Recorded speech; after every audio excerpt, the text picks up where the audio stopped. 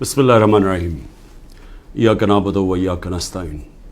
میرے پاکستانیوں، سب سے پہلے تو یوب کے اندر جو ہمارے فوجی شہید ہوئے اور جو زخمی ہوئے، میں ساری قوم کی طرف سے ان کے خاندانوں کو، ان کے بہن بھائی، رشتہ دار، بیوی، بچے، ماں باپ، ہم سب ساری قوم کی طرف سے آپ کے لیے دعا کرتے ہیں کہ اللہ آپ کو صبر دے اور آپ کو طاقت دے یہ مشکل وقت کا سامنا کرنے کے لیے۔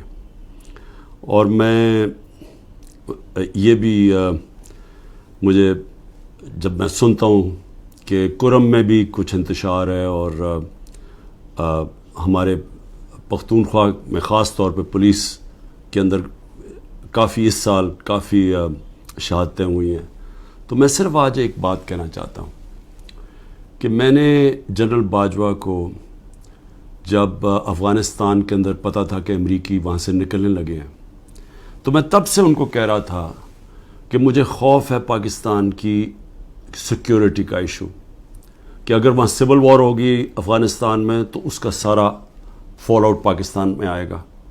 میں اپنی کیبنٹ کو بتاتا رہا، ساری میری کیبنٹ گواہ ہے کہ میں ان سب کو کہتا تھا کہ جو 21 اور 22 کی سردیاں وہ ہمارے لیے بہت اہم، کرٹیکل ہیں، مشکل ہیں، سب کو میں بتاتا تھا۔ اور میں نے جب جنرل فیض کی بات کی اور جنرل باجوہ کو میں نے سمجھایا کہ صرف جنرل فیض کو سردیوں تک اس لیے رکھنا چاہتا ہوں کہ وہ 5 سال سے وہ سیکیورٹی چیف ہیں، انٹیلیجنس کے چیف تھے پاکستان میں، ان کے رابطے تھے افغانستان کے طالبان سے بھی، دوسری حکومت سے بھی، اور ان کا ہونا اس وقت بڑا ضروری تھا جب یہ چینج اوور ہو رہا ہو۔ تو میں نے کبھی بھی یہ نہیں سوچا تھا کہ آرمی چیف جنرل فیض کو میں نے بنانا ہے، کیونکہ مجھے تو پتہ ہی نہیں تھا باقی کون تھے جو رننگ میں تھے۔ لیکن یہ جنرل باجوہ نے اپنی ان کو لوگوں کو بتایا ہوا تھا کہ عمران خان نے فیصلہ کیا ہوا ہے، ان کو میرے خلاف کیا۔ اور جو اصل ایشو تھا کہ جب یہ چینج اوور ہو رہا تھا افغانستان میں، تو یہ بڑا امپورٹنٹ تھا کہ اس وقت جو ایکسپیرینسڈ سیکیورٹی چیف تھا وہ ڈیل کرتا، کیونکہ اگر ہم نے، اور میں میری کیبنٹ گواہ اس کی، میں بار بار کہتا گیا کہ اگر ہم نے یہ صحیح طرح ٹرانزیشن ہم نے نہ کی تو پاکستان کو مسئلے مسائل آئیں گے۔ اور شروع میں کچھ نہیں ہوا، لیکن کیونکہ نہ ٹائم دیا گورنمنٹ نے، جو انہوں نے فیڈرل گورنمنٹ لے کے آئے، نہ ان کو کوئی انٹرسٹ تھا، یہ تو اپنے چوریاں معاف کرنے میں لگ گئے آتے ساتھ ہی، نہ ان کو سمجھ تھی۔ اس کے علاوہ جو مسئلہ آیا، جیسے ہم نے گورنمنٹس اپنی پختونخوا کی اور یہ پنجاب کی جب ختم کی، اور یہ جو کیئر ٹیکر سیٹ اپ آیا، کیئر ٹیکر سیٹ اپ کو ان کو کوئی انٹرسٹ ہی نہیں ہے اس چیز کے اندر، نہ ان کی کوئی اہلیت ہے۔ پختونخوا کے کیئر ٹیکر سیٹ اپ کی بات کر رہا ہوں، وہاں ANP اور JUI وہاں حکومت کر رہی ہیں کیئر ٹیکر کے نام پہ، اور وہاں ذرا آپ کرپشن کی ذرا ریٹس دیکھیں کہ جو کرپشن کس لیول کی ہو رہی ہے، لیکن کسی کو اس کی پرواہ نہیں ہے۔ صرف ایجنڈا ایک ہے کہ کس طرح تحریک انصاف کو ختم کرنا ہے۔ ہر روز تحریک انصاف کے لوگوں کے گھروں پہ جاتے ہیں، ان کو وہاں پختونخوا میں گاڑیاں اٹھا لیتے ہیں۔ پختونخوا کے اندر جدھر خاص طور پہ کنزرویٹو ہیں لوگ، ادھر گھروں میں بھی گھسنا شروع ہو گئے ہیں، اور صرف کوشش ادھر بھی اور سارے پاکستان میں ہے کہ اس وقت تحریک انصاف کو کیسے ختم کرنا ہے۔ سارا انٹیلیجنس ایجنسیز کی کانسنٹریشن بجائے یہ کہ وہ دیکھیں کہ ملک کو سیکیورٹی دیں، جو کہ یہ پھیلتی جا رہی ہے، یہ جو دہشت گردی ہے، بجائے اس کے اوپر کانسنٹریٹ کریں، وہ ساری کانسنٹریشن ہے کہ اس پارٹی کو کیسے ختم کرنا ہے۔ الیکشن آ رہے ہیں، الیکشن سے پہلے پارٹی کو کیسے ختم کرنا ہے۔ میں آج اس لیے بھی آپ سے بات کرنا چاہتا تھا کہ مجھے عجیب سی خبریں آ رہی ہیں، جو لوگ جن کو اس وقت رکھا ہوا ہے جیلوں کے اندر، اب کیا کوشش کی جا رہی ہے، اپروورز ڈھونڈے جا رہے ہیں۔ ہمارے لیڈرشپ سے یا وہ لوگ جو پکڑے ہوئے ہیں ان سے اپروور کیا بن رہے ہیں، اپروور کا وعدہ معاف گواہ کیا ہے کہ جی یہ کہیں کہ یہ عمران خان کے کہنے کے اوپر ہم نے یہ کور کمانڈر کے گھر میں حملہ کیا، اور وہاں جا کے یہ بھی سننے ہیں، ذرا سنیں بات، کہ وہاں جو کاغذات جو سیکرٹ فائلز پڑی تھی ان کو کسی طرح آگ لگانی تھی یا کیا کرنا تھا۔ یہ عمران خان کہہ رہا ہے کہ فوجی انسٹالیشنز کے اوپر اٹیک کرو، اور ادھر پھر کوئی سیکرٹ فائلز، یہ بھی کہیں 164 کے بیان لکھوانے کی کوشش ہو رہی ہے ان لوگوں سے، میجسٹریٹ کے سامنے جا کے کہے کہ جی عمران خان نے مجھے بھیجا تھا وہاں، اور آگ بھی لگانے کو اور پھر وہ کوئی فائلیں بھی جلانے کو۔ اب میں جو یہ کرنے کی کوشش کر رہے ہیں، میرا آپ سے سوال ہے، پہلی چیز کہ کیا یہ پبلک مان جائے گی اس کو کہ عمران خان چاہے گا کہ فوجی نہتے شہریوں سے فوج کے اوپر اٹیک کروائے گا عمران خان؟ یا تو چلیں یہ کہنا بغاوت کا مطلب ہوتا ہے کہ بندوقوں سے اٹیک ہوتا ہے، سول وار میں دونوں طرف بندوقیں ہوتی ہیں، آپ سول وار کی بات کر رہے ہیں نا، بغاوت کیا اپنی فوج کے خلاف اگر عمران خان کرے گا تو وہ کوئی عورتیں جن کو پکڑا ہوا ہے، کیا وہ عورتیں جائیں گی وہاں اور وہاں نوجوان جائیں گے جن کے پاس کوئی ہتھیار نہیں ہوں گے، وہ جا کے اٹیک کریں گے فوج کو؟ کوئی یہ عقل ہے؟ یہ کیا یہ لوگ مان لیں گے یہ؟ اور پھر بیان یہ دے رہے ہیں کہ کوئی کاغذات وہاں، کوئی میں نے ملک کی سیکرٹس کے اوپر کوئی کچھ کرنا تھا، یعنی میں نے کوئی ان کی سیکرٹ فائلز کوئی جلانی تھی یا کیا کرنی تھی۔ عمران خان کا جینا مرنا پاکستان میں، اس کی کوئی باہر نہ پراپرٹیز ہے، نہ پیسہ ہے، نہ بینک اکاؤنٹس ہیں۔ کیا وہ جس ملک کے اندر جینا مرنا چاہے گا، وہ چاہے گا کہ اس ملک کی فوج تباہ ہو جائے؟ اور جب کہ اس کو پتہ ہے کہ ساتھ والا جو ہمارا ہمسایہ ہے، اس کے اندر جو RSS کی آئیڈیالوجی ہے، جو ان کا نظریہ ہے، وہ پاکستان کو تسلیم ہی نہیں کرتے۔ وہ جو مسلمانوں پہ ظلم کر رہے ہیں وہاں ہندوستان میں، تو ان کی تو پوری آئیڈیالوجی ہے اس چیز پہ، وہ تو پیچھے دیکھتے ہیں کہ جب سے مسلمان آئے ہماری ہندوستان کی تباہی ہوئی ہے، وہ تو ہمیں سارا ذمہ دار، ہر بری چیز کا ذمہ دار وہ مسلمانوں کو اور پھر پاکستانیوں کو ٹھہراتے ہیں۔ تو کیا عمران خان جو ایک آزاد انسان ہے، وہ چاہے گا کہ اپنی فوج کمزور ہو جائے؟ اور فوج کمزور ہونے کا مطلب کہ ملک پھر ٹوٹ جائے، کیونکہ اتنا بڑا جو ہمارا ہمسایہ جو مضبوط ہوتا جا رہا ہے، تو ان کے تو آپ تھنک ٹینکس میں دیکھیں، ان کے تو تھنک ٹینک کہتے ہیں کہ پاکستان کو 3 حصے میں کر دو۔ سو پہلے تو یہ جو 164 کا بیان ہے، یہ اگر لکھوا بھی لیں گے لوگوں سے، کیا یہ قوم مان جائے گی؟ کیا 9 مئی کا قوم مان گئی ہے کہ یہ عمران خان نے ساری سازش کی تھی؟ یعنی اپنے اوپر یہ حملہ کروایا پہلے کمانڈو سے، اور اپنے آپ کو پھر اس نے جیل میں ڈلوایا، اور پھر وہ سارا پلان کے تحت اس نے فوج کے اوپر حملہ کروا دی۔ کیا یہ قوم مان گئی ہے؟ یہ جو سازش ہے، بغاوت ہے، یہ قوم مان گئی ہے کہ عمران خان بہت بڑا غدار ہے؟ اور اگر آپ نے چیک کرنا ہے تو اوپینین پولز دیکھ لیں، سرویز اٹھا کے دیکھ لیں، کوئی سروے اٹھا کے دیکھ لیں، دکانوں میں نکل جائیں، بازاروں میں پوچھیں کہ کیا یہ واقعی عمران خان نے بغاوت کی تھی؟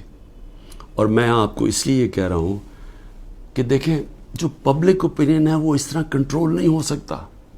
آپ پروپیگنڈا سے پبلک اوپینین کو نہیں کنٹرول کر سکتے کہ یہ اگر 164 کا بیان آ بھی جائے گا، عمران خان کو جیل میں بھی ڈال دیں گے، سزا بھی دلوا دیں اس کو، سالوں میں جیل میں رکھ لیں، کیا قوم مان جائے گی اس کو؟ کیا دنیا مان جائے گی؟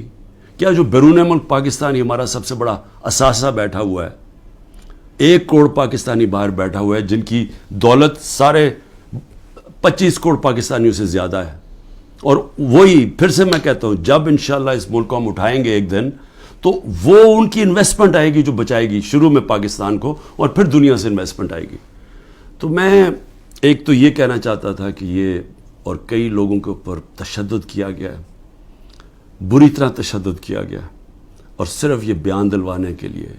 اس کے علاوہ جو ہمارے سینئر لوگوں کو رکھا ہوا ہے جیلوں کے اندر ابھی تک، ان سے صرف وہ کہ جی بس بیٹھ کے کہہ دے کہ میں تحریک انصاف چھوڑ رہا ہوں۔ پھر ایک اور سازش چل رہی ہے، وہ کیا ہے؟ سازش یہ ہے جی کہ ہمارے اندر لوگ چھوڑے ہوئے ہیں، ہماری اپنی پارٹی کے ہی، اور وہ جو جن کو انہوں نے توڑ لیا، جن کو انہوں نے کہلوا دیا کہ جی اب تو عمران خان کے اوپر کانٹا ڈال گیا، اس نے تو آنا نہیں ہے، تو وہی لوگ جا کے ہمارے لوگوں کو، جو ہمارے ٹکٹ ہولڈرز ہیں پنجاب میں، یا جو ہمارے ایکس ایم پیز ہیں، ان کو جا کے کہہ رہے ہیں کہ جی اب عمران خان نے تو آنا نہیں ہے، اس کے اوپر تو فیصلہ ہو گیا کہ اس کے اوپر تو ہم نے کانٹا ڈال دیا، تو اس نے آنا نہیں ہے، پارٹی بھی ختم ہو جائے گی اب. تو اس لیے بہتر یہ ہے کہ آپ ایک اور کسی، یا یہ جو پی ڈی ایم کی پارٹیز میں چلے جائیں، یا جو بھی ہم نے نئی کوئی پارٹی بنائی اس کے ساتھ چلے جائیں. یہ ایک پروپیگنڈا چل رہا ہے ہمارے لوگوں کو. لیکن میں آج سوال پوچھتا ہوں کہ کیوں نہیں پارٹی ٹوٹ رہی؟ کیوں نہیں وہ لوگ جن کے گھروں پہ حملے ہو رہے ہیں، ان کے بیوی بچوں کے اوپر حملے، ان کو بھی نہیں بخش رہے، ان کے بہنیں، ان کے رشتہ دار، ان کے بزنسز، ان کو نہیں بخشا جا رہا؟ وہ ہو رہا ہے پاکستان میں جو میں کبھی بھی نہیں سوچتا تھا کہ ہماری ملک میں ہو سکتا ہے. نہ کوئی ہماری روایتوں کی کوئی فکر کرتا ہے، نہ جو ہمارا دین، جو نبی صلی اللہ علیہ وسلم کی سنت تھی، حکم دیتے تھے کہ جنگ پہ جاؤ تو عورتیں، بچے، بوڑھوں کو، آپ نے دشمنوں کے عورتیں، بچے، بوڑھوں کو ہاتھ نہیں لگانا. یہاں نہ بوڑھے دیکھے جاتے ہیں، ماں باپ نہ دیکھے جاتے ہیں، نہ بچے دیکھے جاتے ہیں، نہ عورتیں. میری بہن، میری 3 بہنیں، ان تینوں کے کچھ نہ کچھ ان کے اوپر، ایک بہن کے اوپر کرپشن کیسز ڈالے ہوئے ہیں، دوسرے کے بیٹے کے اوپر FIR کاٹ دیے ہیں، ایک کے اوپر ایک کا بیٹا باہر چلا گیا، پاکستان سے باہر چلا گیا. تو ان سب کے اوپر کوئی نہ کوئی کیسز چل رہے ہیں، بیوی کے اوپر کیسز چل رہے ہیں. یہ کب تھا مجھے بتائیں کہ ہماری پولیٹکس میں یہ کب ہم اتنے نیچے گرے تھے؟ ہاں تھے، یہ نواز شریف کی خاص طور پہ، یہ شریف خاندان کا تھا کہ گھر کی عورتوں کے اوپر ہمیشہ اٹیک کرتے تھے. بے نظیر کی اور اس کی والدہ کی تصویریں انہوں نے لاہور کے اوپر نیچے پھینکی، گندی تصویریں. انہوں نے وہ جو ویڈیو ٹیپس، مریم ماہر ہے ٹیپس کے اوپر، وہ ٹیپس بنا لیتے ہیں، بلیک میل کرتے ہیں. یہ تو تھا ان کی روایت پرانی. لیکن یہ ہماری اس قوم کے اندر، ہمارے کبھی بھی ویلیو سسٹم میں اس طرح ہم کبھی بھی نہیں گرے تھے. اس کے علاوہ لوگوں کو اغوا کیا ہوا ہے. اور میں یہ ذرا بتا دوں کہ ہمارا اظہر ماشوانی، ہمارے سوشل میڈیا کا، اس کا بھائی کو 2 مہینے سے اٹھایا ہوا ہے. ہمارا جو علی اوان ہے، ہمارے اسلام آباد سے جو MN ہے، ان کے بھائی کو، وہ ایک پروفیشنل ہے، اس کا تعلق ہی کوئی پارٹی سے نہیں ہے، اس کو اغوا کر کے لے گئے.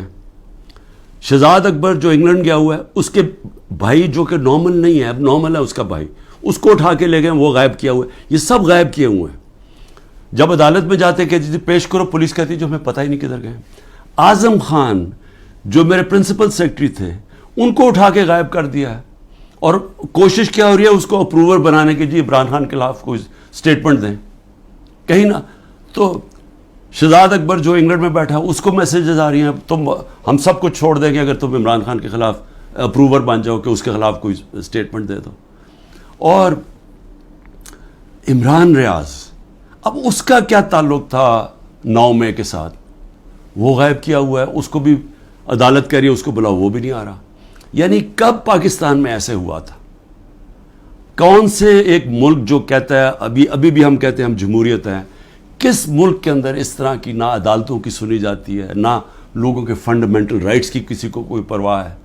جو مرضی طاقتور جو فیصلہ کرتا ہے، وہ جو وہ سمجھتا ہے وہ کرنا چاہے وہ کر سکتا ہے. تو میرا سوال یہ ہے کہ جو بھی طاقت میں بیٹھے ہوئے ہیں، جو یہ سب کچھ کروا رہے ہیں، میں آپ سے ایک سوال پوچھتا ہوں کہ کبھی آپ نے سوچا ہے کہ اتنا زیادہ کسی کے ایک پارٹی کے اوپر آپ زور لگائیں اور ظلم کریں اور وہ پھر پارٹی نہ ٹوٹے؟ پنجاب کے اندر کتنے ٹکٹ ہولڈرز توڑ لیے ابھی تک؟ 297 ہیں ٹکٹ ہولڈرز، ان میں سے 40-50 توڑے ہیں. باقی کیوں نہیں ٹوٹ رہے؟ سب گھروں میں سے نکلے ہوئے ہیں، انہوں نے اپنی فیملیز کو گھروں سے نکال دیا ہے، سب چھپے ہوئے ہیں، بزنسز ان کی بند ہے، وہ ٹوٹ کیوں نہیں رہے؟ سوال پوچھا اپنے آپ سے کہ اتنا ہی زور لگایا، ابھی پختونخوا کے اندر پوری کوشش ہو رہی ہے، کیوں نہیں ٹوٹ رہے؟ وہ اس لیے نہیں ٹوٹ رہے.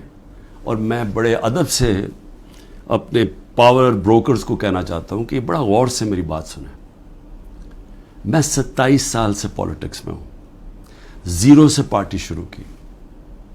کوئی میری پولیٹیکل بیک گراؤنڈ نہیں تھی، میری کوئی والد یا میرے وہ نانا دادا کوئی پولیٹکس میں نہیں تھے. میں نے زیرو سے شروع کیا اور آہستہ آہستہ پبلک کو اپنے ساتھ جوڑا، جو بڑی دیر لگی، اور آہستہ آہستہ آہستہ آہستہ پارٹی بنائی. کسی نے اس طرح کی پارٹی نہیں بنائی. ذوالفقار علی بھٹو پہلے 8 سال ایک ملٹری ڈکٹیٹر کے منسٹر رہے تھے، اور پھر رائٹ لیفٹ کی سیاست تھی، ساری پولیٹکس ختم کر دی تھی. ایوب خان نے ایبڈو لگا دیا تھا، سارے پولیٹیکل پارٹیز بین کر دیا تھا. اس کے اندر ذوالفقار علی بھٹو نے پھر پیپلز پارٹی بنائی، اور ان کو بھی 4 سال لگے اور وہ پھر پاور میں آ گئے. اور اس کے علاوہ باقی کسی کا باپ پارٹی تھا، کسی کا دادا تھا، کسی کا نانا تھا. ایک نواز شریف نے وہ کس طرح پارٹی بنائی. جنرل ضیاء نے فیصلہ کیا، جنرل جیلانی نے ریکویسٹ کی کہ جی یہ بڑا اچھا بچہ ہے، اس کو لے آئیں. والد صاحب نے کہا کہ جی اور کسی کام کا نہیں تو چلو اس کو پالیٹکس میں ڈال دو. وہ پالیٹکس میں آ گیا. اس کو مینوفیکچر کیا گیا. جی ایچ کیو کے اندر نواز شریف مینوفیکچر ہوا. ایک ٹیسٹ ٹیوب بیبی پیدا کی گئی پالیٹکس میں. وہ اس طرح پالیٹکس میں آیا تھا. تو تجربہ، میں صرف یہ کہہ رہا ہوں کہ جس آدمی نے زیرو سے پارٹی شروع کر کے 2 پارٹی سسٹم بریک کر کے آج اللہ کا کرم ہے سب سے بڑی پارٹی ہے پاکستان میں، تو کم از کم میرے ویوز ہی سن لیں. کیونکہ یہ جو بھی آپ حربے استعمال کر رہے ہیں یہ آپ کامیاب نہیں ہونے لگے. یہ آپ ملک کی تباہی کریں گے لیکن آپ کامیاب نہیں ہوں گے. کیونکہ دیکھیں، جب ایک آئیڈیا، اور یہ پالیٹکس یہ 90 کی دہائی کی پالیٹکس نہیں ہے. 90 کی دہائی میں پالیٹکس کیا تھا؟ الیکٹیبلز تھے. اسٹیبلشمنٹ انہیں ایک طرف ایک پارٹی کا ساتھ دیتی تھی، الیکٹیبلز تھوڑے ادھر چلے جاتے تو پارٹی جیت جاتی تھی. یہ تھی 90 کی دہائی کی پالیٹکس. اور پھر یہی آگے جب جنرل مشرف نے کیا کیا، پہلے 2/3 اکثریت والی نون لیگ، ان کو کوئی تشدد نہیں کیا گیا. ان کو کسی صوبے دار کا بھی ٹیلی فون آتا تھا نا تو وہ سیدھا کاف لیگ پہ چلے جاتے تھے. کوئی مشکل نہیں تھی، کوئی بزنسز نہیں بند ہوئی، کوئی جیلوں میں نہیں ڈالا. ساری کی ساری نون لیگ کاف لیگ پہ چلی گئی. اور اگر وہ جو باقی، میں پھر سے کہتا ہوں، جو بچے ہوئے تھے نون لیگ والے، اگر ان کے اوپر 5% بھی وہ تشدد کرتے جو ہمارے پہ ہو رہا ہے، انہوں نے بھی کاف لیگ میں چلے جانا تھا. تو وہ پالیٹکس، وہ زمانہ چلا گیا ہے. یہ اب پالیٹکس ہے 1970 کی پالیٹکس. یہ آ گئی ہے نظریے کی پالیٹکس. 1970 کے بعد پاکستان میں نظریہ ختم کیا گیا تھا. جنرل ضیاء الحق نے نان پارٹی بیس الیکشن کروا کے نظریہ ختم کر دیا تھا. وہ جو 1970 کے اندر جو نظریاتی پالیٹکس تھی، اس نے سارے پرانے پولیٹیکل ہاؤسز کو اڑا دیا. ویسٹ پاکستان میں ذوالفقار علی بھٹو نے، اور ایسٹ پاکستان میں مجیب الرحمان نے. صرف نظریہ جیتا تھا. یہ آ گئی ہے نظریاتی پالیٹکس. یہ جو ہمارے لوگ ہیں وہ اتنی مشکلات کے بغیر کیوں نہیں چھوڑ رہے؟ کہ ان کو پتہ ہے کہ جب وہ چھوڑیں گے ان کی پالیٹکس ختم ہو جائے گی. ان کو پتہ ہے کہ ووٹر جو نیچے بیٹھا ہوا ہے، وہ ووٹر کہہ رہا ہے کہ اگر آپ نے تحریک انصاف کے ٹکٹ کے اوپر نہ لڑے ہم آپ کو ووٹ نہیں دیں گے. وہ لوگ کہہ رہے ہیں جن کے اپنے ووٹ بینکس ہیں، ان کا اپنا ووٹ بینک کہہ رہا ہے کہ آپ کو صرف ہم تب جتائیں گے جب آپ تحریک انصاف پہ کھڑے ہوں گے. تو قوم کے دل تو اللہ کے ہاتھ میں ہے. اللہ جب لوگوں کے دل بدل دیتا ہے تو انگریزی میں پھر فریز آ جاتا ہے کہ an idea whose time has come.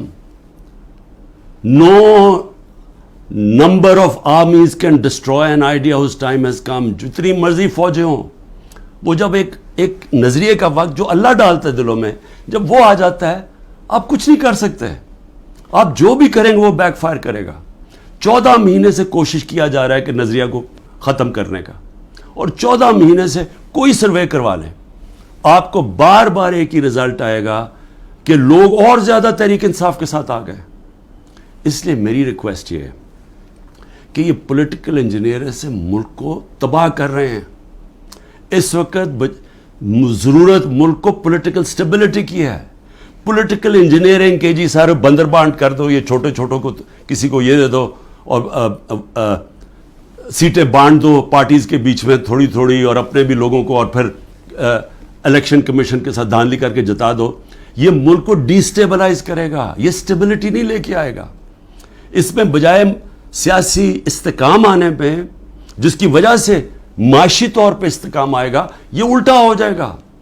اس سے ملک تباہی کی طرف جا رہا ہے.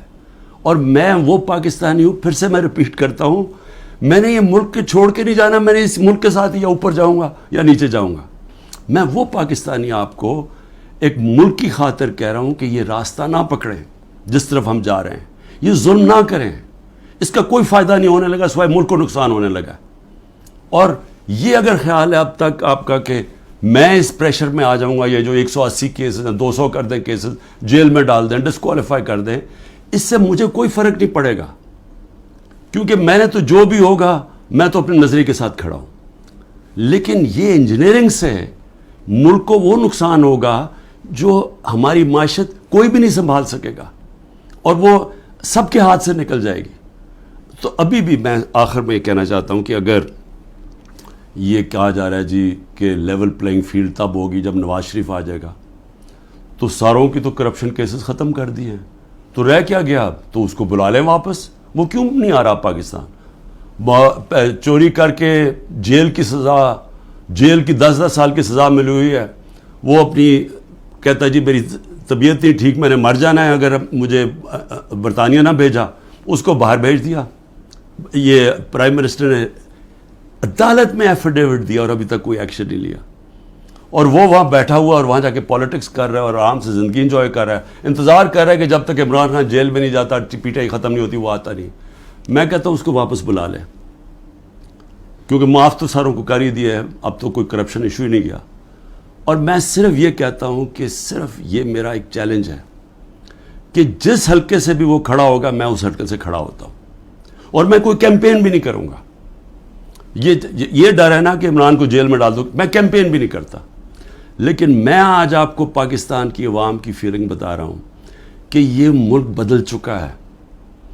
یہ ملک کبھی بھی اس طرح کے لوگوں کو اب ووٹ نہیں دے گا. قوم کو سوشل میڈیا نے بدل دیا ہے, بچے کے اندر شعور آ گیا ہے. وہ چلے گئے دن جب جس کے اوپر شفقت کا ہاتھ اسٹیبلشمنٹ کا آتا تھا وہ جیت جاتا تھا.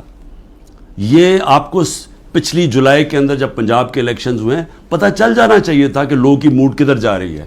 وہ اگر جولائی میں پورے جو اسٹیبلشمنٹ کی پوری مدد کیے بغیر کے ساتھ, اس کے باوجود الیکشن کمیشن کی پوری مدد, اگر اس کے باوجود ہار گئے تو اب کیا ہوگا ان کے ساتھ؟